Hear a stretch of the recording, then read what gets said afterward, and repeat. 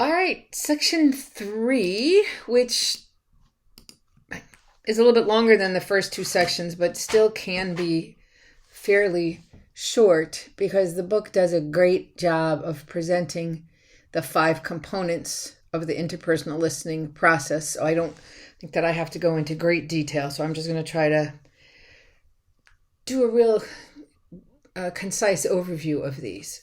All right. So the first component of listening, and these are more or less in order that we do them. We've got to really have to start with the hearing part. This is the physiological component of listening. That's physiological. Remember, I mentioned this before, and we'll talk about it next chapter too. This has to do with the body. Okay, so remember, we said hearing is when the sound waves strike the eardrum and the vibrations go to the brain. Okay, if we can have problems with the hearing part of listening because of many things. Physiological barriers. You aren't feeling well. You're getting older. Okay. By background noise. Once upon a time, they were building the new part of Tunxus and teaching in the old part. There were always people walking on the roof, and that was hard to concentrate on what people were saying while you heard this ka-chunk, ka-chunk. And also auditory fatigue. We hear too much, or we are exposed to so much that it, in a sense, we just get tired of it. Physiological barriers, things are going on in our body. And one of the things they found is that even, people's hearing gets less acute as they age, but even younger people are starting to have serious issues with their hearing because of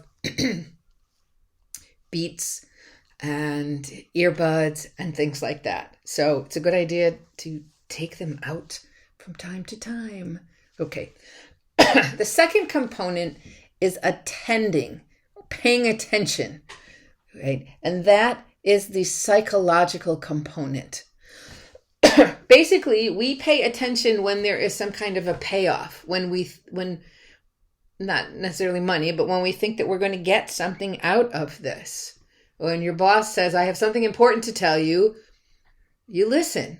If you're planning to leave the company, this is your last day and you're saying, you can't fire me, I quit. And he says, I have something important to tell you. You don't care. So you're really not attending. Okay. If you want to be a skillful communicator and a skillful listener, you have to attend not just to the words, but also to the nonverbal cues. Is the person smiling? What is their voice light? Does it sound sad? Are they crouching and not crouching? Are they hunched forward? Okay. What happens in this section in this part of listening is we try not to pay attention to things that are distracting. It's not necessarily an easy thing to do. And that's why they say that being on the phone while you're driving is a dangerous combination. I'm not even talking texting and driving, but if you are on the phone, even if your hands-free device and the whole bit, and you happen to have the speaker in the car, I forget what it's called, Bluetooth function, and so you can listen to it on your car speaker. It's still hard because if you are truly listening to the message, you cannot also be truly paying attention to driving. And if you're truly paying attention to your driving, you cannot be completely attending to the message. So we think, we all do. We think we're pretty good at multitasking, and we are actually not. And I would like you to make sure you read The Dark Side of Communication on page 219, which talks about the myth of multitasking. People always go, yeah, but. Yes, because you are different from everybody else who has problems multitasking. You are the lone individual who can do it well. We'll talk about this in class. I think it's an important topic. The next component is understanding. All right, so you actually heard there was some kind of sound waves, and you focused on it, you paid attention to it, and now you have to understand it. You're attaching meaning to the message. In order to attach meaning to the message, it's important to understand the source of the message. Who is saying this? You have to understand the rules of syntax, how and grammar, how the message is actually constructed. You have to pay attention to the context of the message. As they say, if you're talking to someone and they yawn and it's the middle of the day or it's midnight, you're interpreting that yawn differently. So there's a concept called listening fidelity. And it's, all right, a couple of words here maybe. It's the degree of congruence between our understanding and what the sender is trying to communicate. I think it was when I took geometry that we talked about triangles being congruent. Okay, I hope this isn't bringing back bad memories for people. But so you have a certain understanding of what is being said, and the sender has an understanding of what he or she is communicating, and how much are those overlapping? If there's a lot of overlap, there's good listening fidelity. If there's not a lot of overlap, there's poor listening fidelity. So they're not congruent. They're very separate. Okay.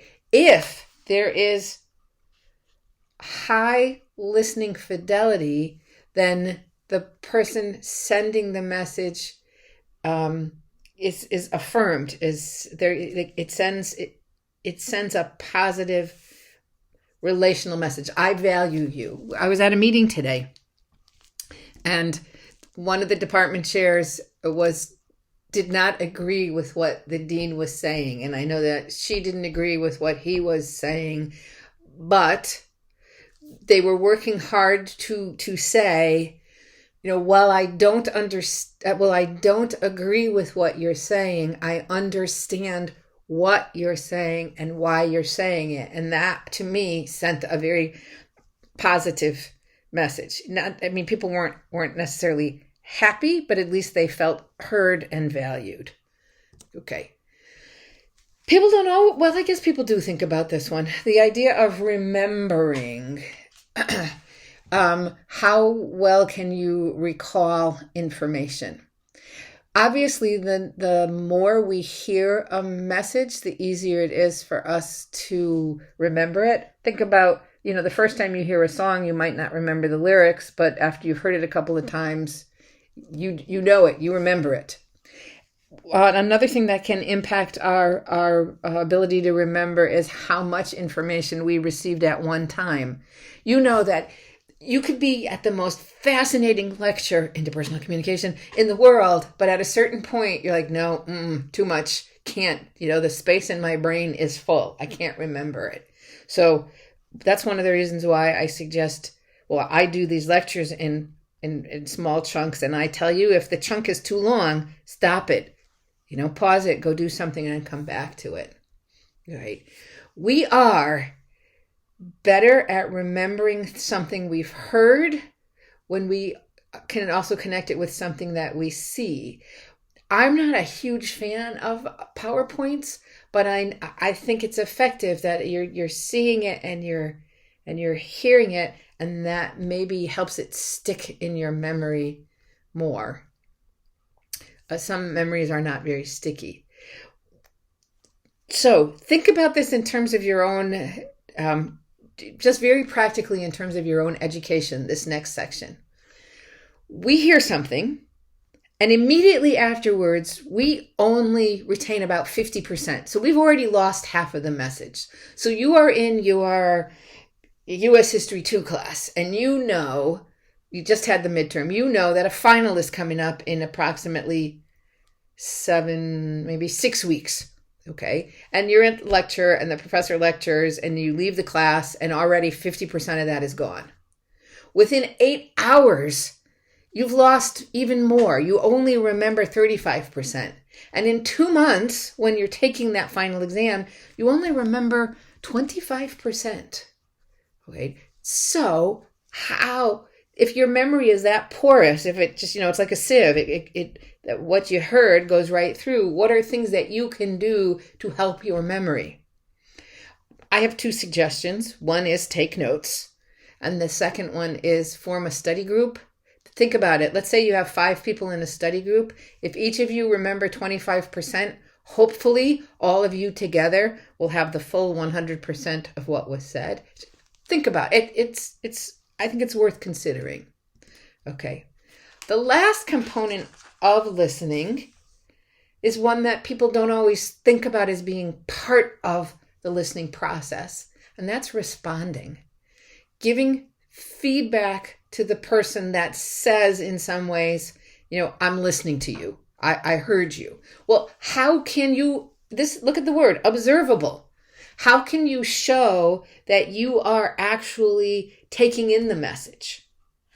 Okay, eye contact is a good one. If you're looking in someone's eyes, the idea is that you're in sync with this person. You're making the appropriate facial expression. They're telling you something funny, you're smiling. They're telling you something disturbing, you look disturbed. Okay. If they ask you questions, you answer them. All right. You can engage in an exchange of ideas. They say something, you say, wow, that was really interesting because the same thing happened to me yesterday. And they say, oh, okay, I'm really glad because now I realize I'm not the only one. Okay. Do you remember how in chapter 1, that Stewie Griffin model where we saw the 2 communicators and there was that arrow that went in both directions? So as one person is sending a message, the other person is also sending a message. So the one person is speaking and the other person is simultaneously letting them know that they have heard the message. They are responding. Why? Because communication is transactional in nature. Okay. Basically, the last part of this chapter, which is really the heaviest part of this chapter, heavy, where I think the bulk of the important information is, it's all about how we respond to messages. So, can you tell me what are the 5 components of the listening process? And when you think about this, of these 5, which is the one that you feel you most need to work on? And why do you need to work on it? And can you start to develop a plan for working on it? All right.